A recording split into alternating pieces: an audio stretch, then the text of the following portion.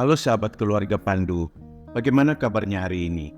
Semoga kita selalu sehat dan dimampukan Tuhan untuk melakukan tugas dan kerja kita. Selamat bertemu kembali di channel Keluarga Pandu dalam program Studi Alkitab. Studi Alkitab kita kali ini diambil dari Injil Lukas pasal 24 ayat 1-9. Sebelum mendengarkan penjelasan saya, silakan sahabat-sahabat keluarga Pandu membaca teks Alkitabnya terlebih dulu. Sebelum lanjut, jangan lupa subscribe, like, komen, dan share untuk membantu mengembangkan channel ini, supaya channel ini bisa bermanfaat untuk siapa saja.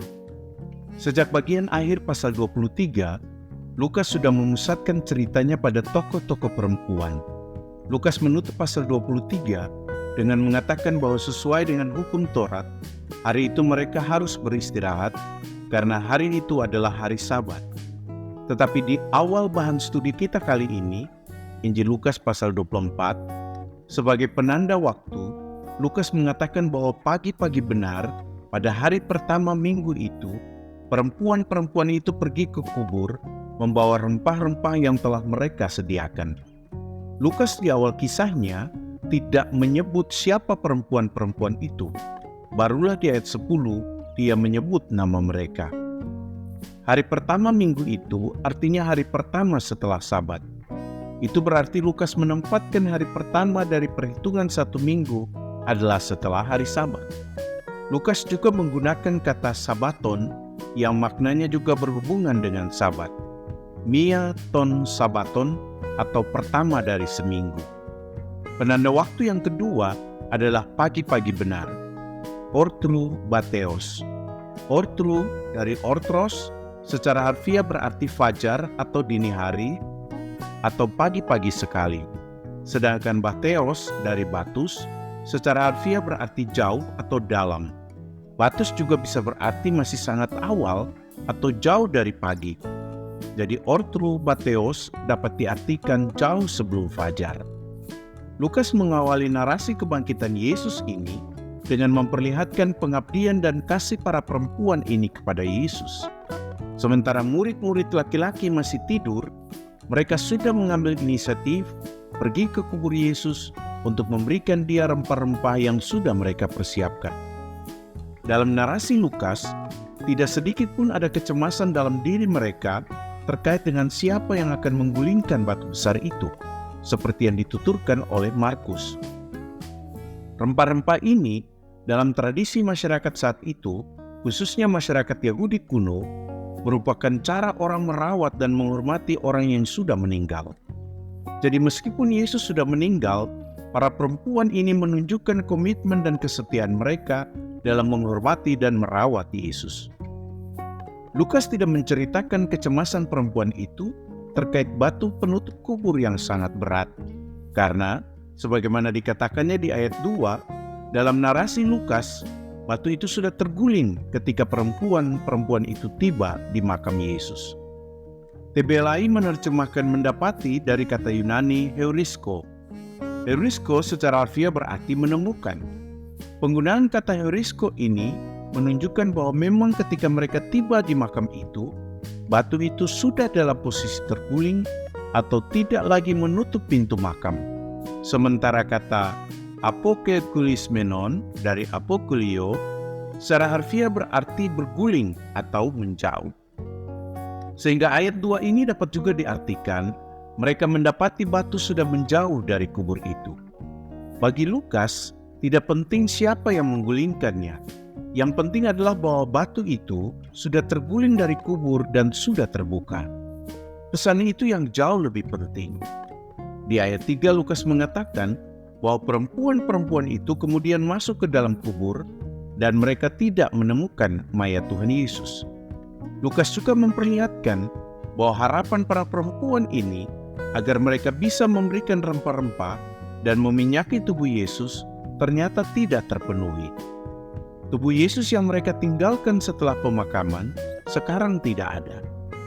Menarik bahwa Lukas tidak mengatakan bahwa mereka tidak menemukan tubuh Yesus, melainkan tubuh Tuhan Yesus.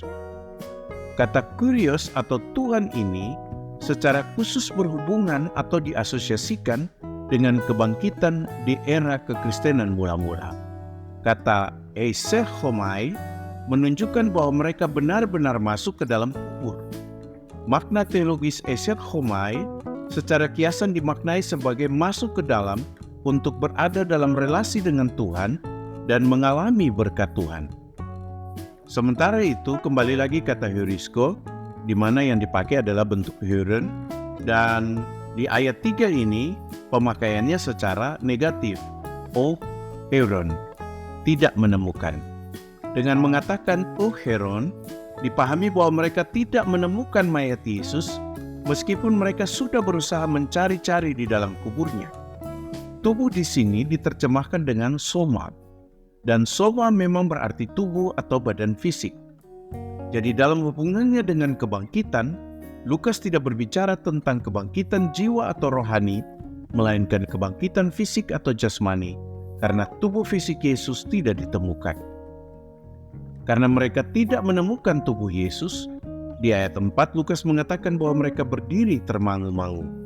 Kata Yunani aporeistai dari aporeo, secara harfiah berarti bingung atau ragu. Gambaran dari aporeo adalah orang mengalami kebingungan dengan dirinya sendiri dan tidak tahu apa yang harus dilakukannya atau tidak tahu bagaimana harus membuat keputusan.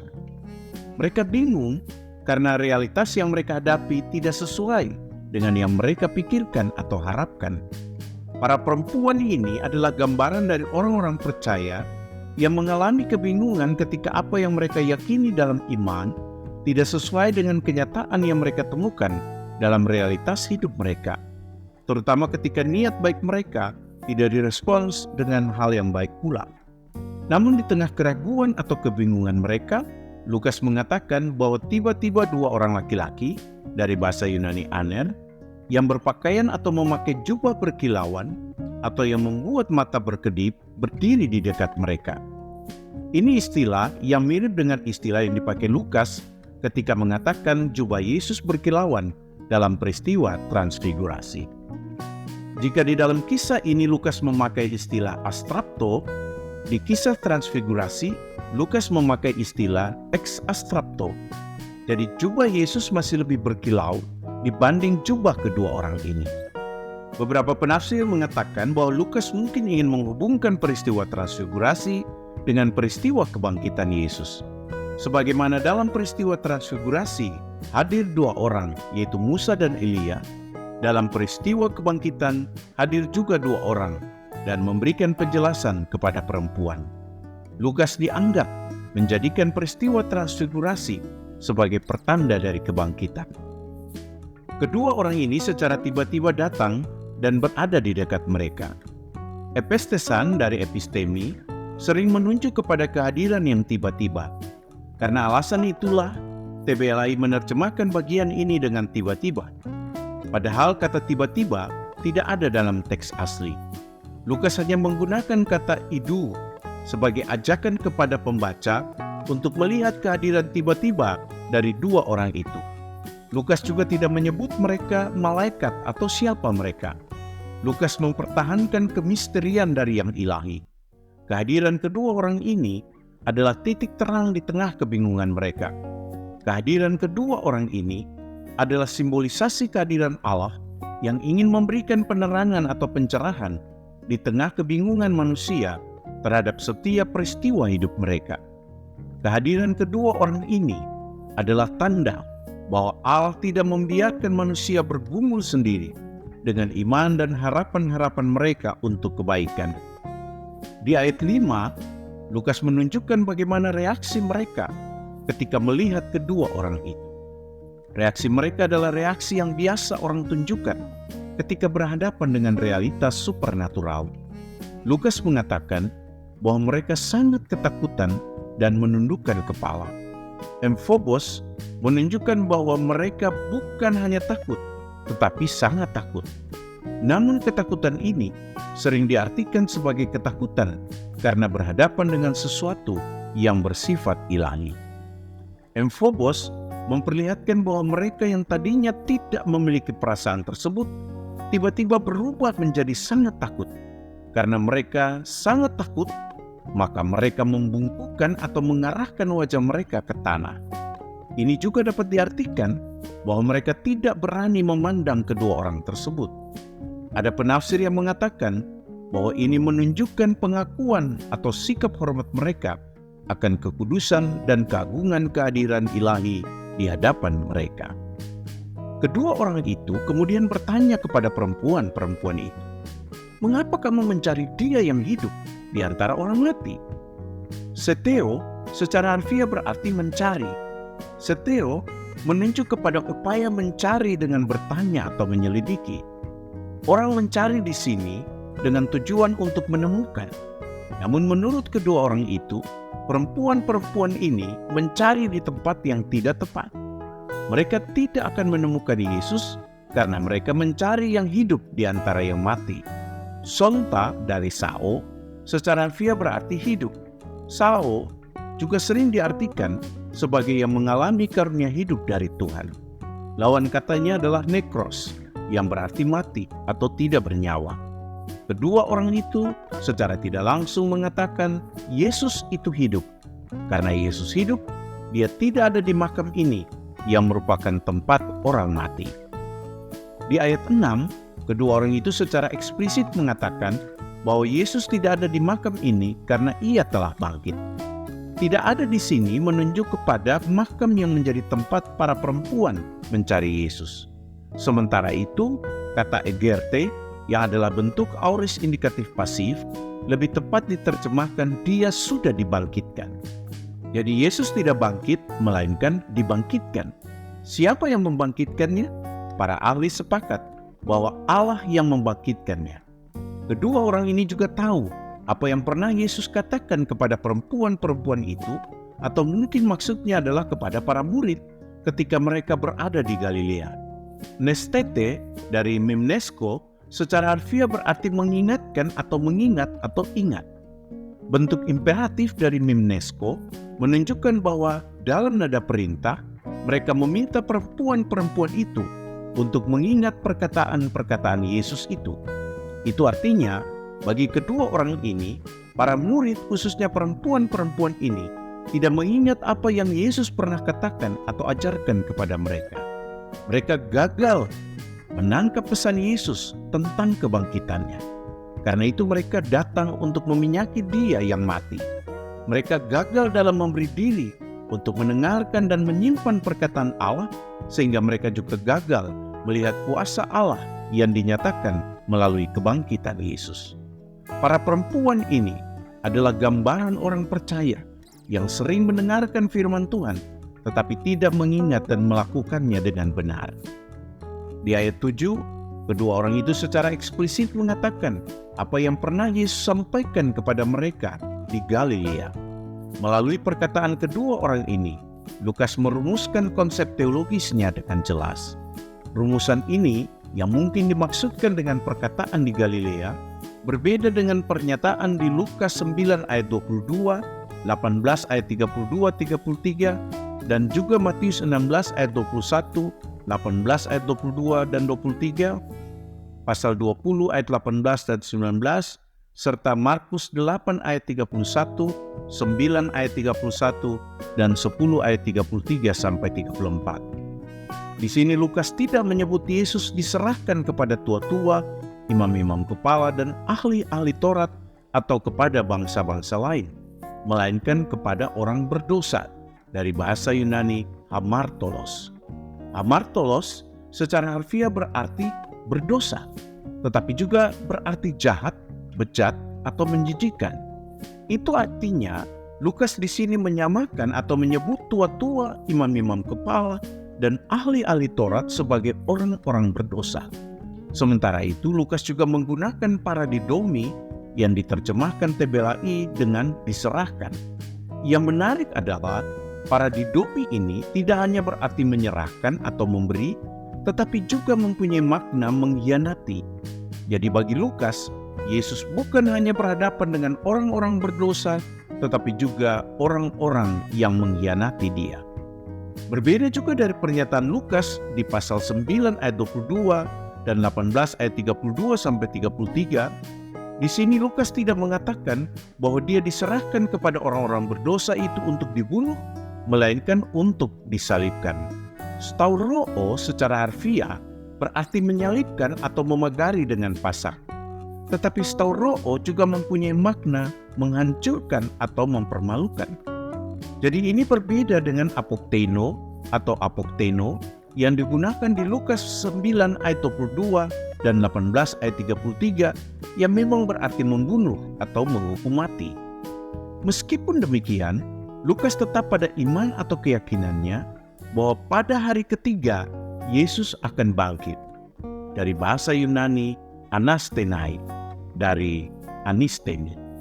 Anistemi memang secara harfiah berarti bangkit atau bangkit dari antara orang mati.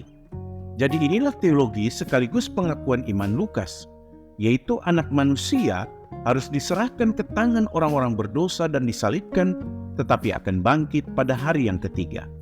Ada kata Dei yang dipakai Lukas yang jarang diterjemahkan atau tidak diterjemahkan oleh TBLAI. Dei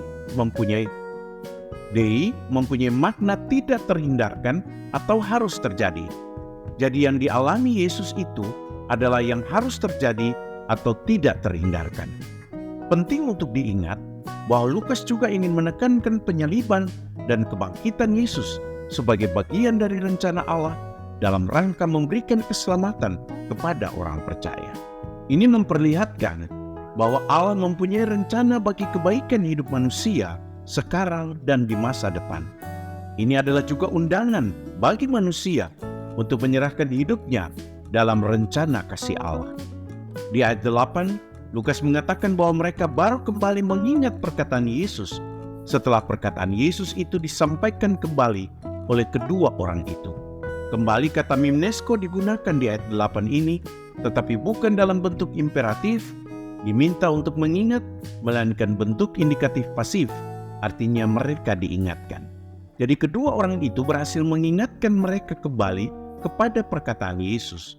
Dengan mereka mengingat kembali, maka mereka memberi penegasan bahwa nubuat Yesus itu telah terpenuhi.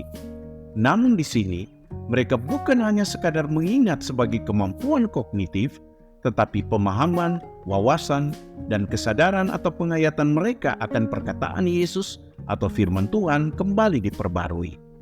Ayat ini sekaligus menjadi pengajaran Lukas bagi orang percaya masa kini. Lukas mendorong kita untuk merenungkan pentingnya mengingat dan berpegang pada ajaran-ajaran Yesus. Di saat-saat orang mengalami kebingungan, keraguan, atau ketidakpastian, mengingat perkataannya dapat memberikan kejelasan, penghiburan, bimbingan, dan juga kekuatan. Narasi ini juga mendorong kita untuk percaya akan janji-janji dan nubuat-nubuat ilahi, karena janji dan nubuat itu akan digenapi pada waktunya. Namun semua sepenuhnya berada dalam otoritas Allah. Karena perempuan-perempuan tersebut bukan hanya dipulihkan pengetahuannya, melainkan juga wawasan, pemahaman, dan penghayatannya terhadap firman Tuhan, maka di ayat 9 dikatakan, tanpa diminta atau disuruh, mereka secara spontan membagikan pengalaman mereka itu atau menceritakan apa yang mereka peroleh itu kepada ke-11 murid dan kepada semua saudara yang lain. Lukas menggunakan apangelo yang secara harfiah berarti melaporkan atau mengumumkan. Apangelo mengandung makna bahwa yang dilaporkan itu benar dan sesuai dengan sumber aslinya. Di Matius 28 ayat 8 dikatakan bahwa mereka berlari dengan sukacita dan menceritakan apa yang mereka temukan kepada murid-murid Yesus. Ini berbeda dari Markus 16 ayat 8 yang mengatakan bahwa perempuan-perempuan itu tidak menceritakan kepada siapapun karena mereka takut. Para perempuan ini telah menunjukkan komitmen dan kesetiaan mereka untuk menjadi saksi dari peristiwa kebangkitan Yesus. Mereka memainkan peran penting dalam karya misi yang berhubungan dengan peristiwa kebangkitan Yesus. Narasi Lukas ini sekaligus menjadi undangan bagi setiap orang percaya untuk berani memberitakan kabar baik tentang kemenangan Yesus atas maut. Orang percaya diberikan tugas dan kepercayaan untuk selalu setia membagikan berita keselamatan kepada orang lain. Karena itu, setiap peristiwa atau karya Yesus dalam kehidupan kita, janganlah disimpan untuk diri sendiri, tetapi bagikanlah dengan orang lain, supaya kita juga membantu orang lain untuk semakin yakin dan percaya akan kuasa karya pertolongan Yesus Kristus di dalam hidupnya. Demikian studi Alkitab kita kali ini. Teruslah belajar dan mendalami firman Tuhan. Kiranya Roh Kudus memampukan kita untuk melakukan firman Tuhan ini di dalam hidup kita. Jangan lupa mendoakan dan terus mendukung program studi Alkitab ini agar semakin tersebar dan menjadi berkat bagi lebih banyak orang yang mau mengenal dan belajar firman Tuhan. Tuhan Yesus memberkati kita.